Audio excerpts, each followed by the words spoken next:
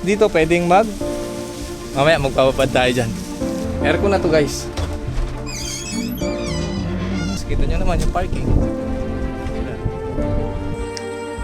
Maligam-gam yung tubig guys, maligam-gam.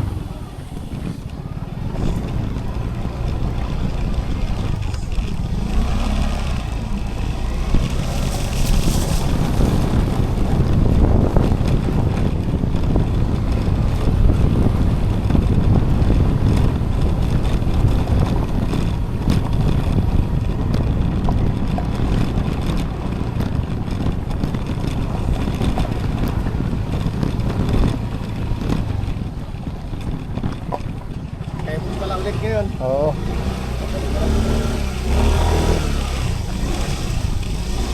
Oh, yung ganda. Nice. Kita nyo, napakaganda ng lugar. Pakita ko sa inyo yung overlooking sa taas. Palipad tayo ng drone. Let's go.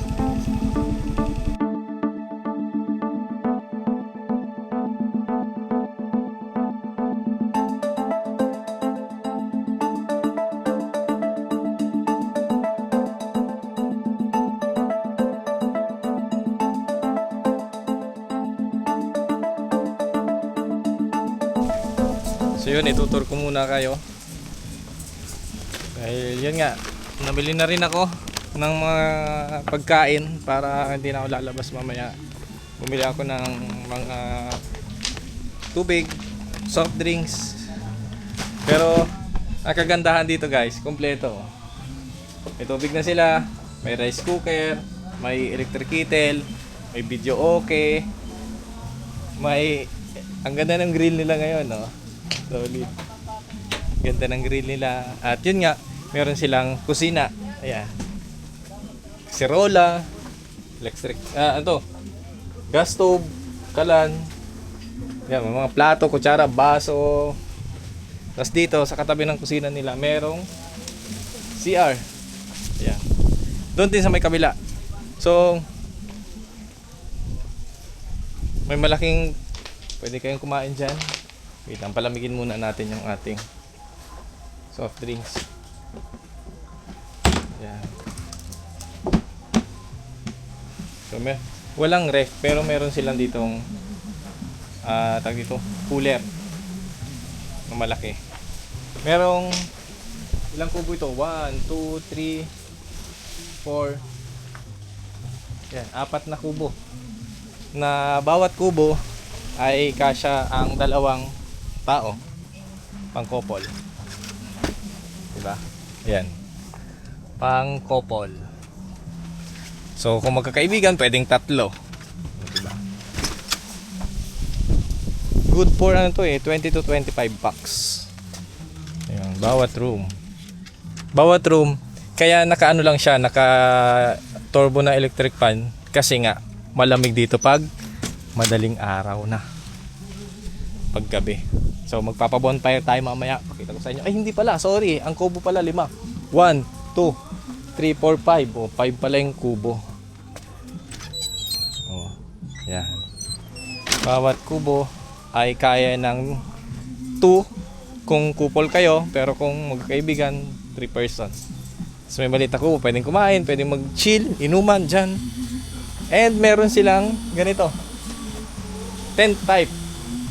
Yan, may foam, kompleto na rin sa beddings, unan, kumot, may deep well, oh. Tapos dito pwedeng mag chill. Yung mini swimming pool nila guys, oh.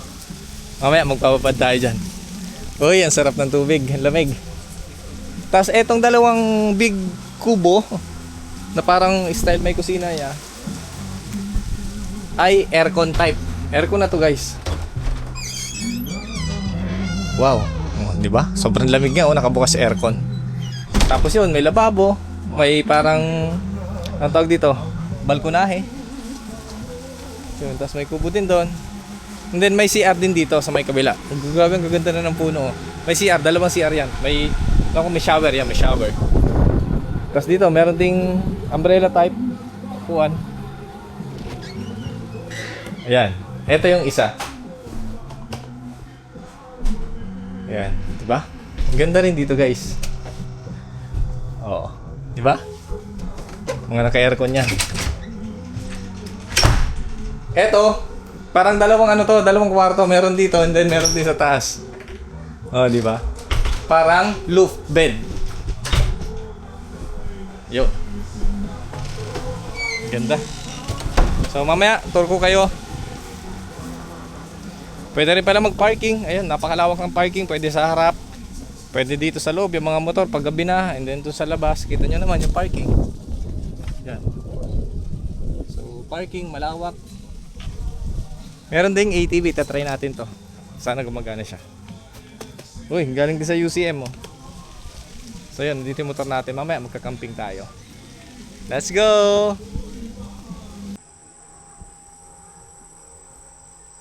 So yun guys, gabi na. Eto na yung kulay ng campsite. So tara, libot ko kayo. So nakita natin kanina umaga. So mamaya, check nga natin kung kaya natin. Uy! Maligamgam yung tubig guys, maligamgam. So, try natin mamaya kung makakaligo tayo. And yun, papabuksan natin kay kuya, yung caretaker, papabuksan natin yung bonfire. So, yan yung paligid nung campsite.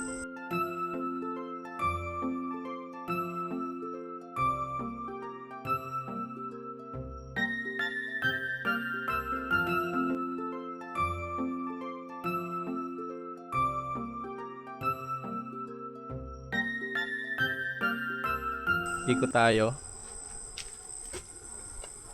Ganda dito guys, kaka-relax. Perfect para sa family or sa barkada getaway. Sipin nyo, 5,999 good for 25 packs na. Parang sumatotal parang nasa 240 or 250 pesos yung per head kung magiging 25 packs kayo. Tapos ganito nakaganda guys. Grabe no. Tapos yun, dito sa banda dito may dalawang umbrella na may mga upuan sa tigkabilang gilid. And ito yung kubo nila na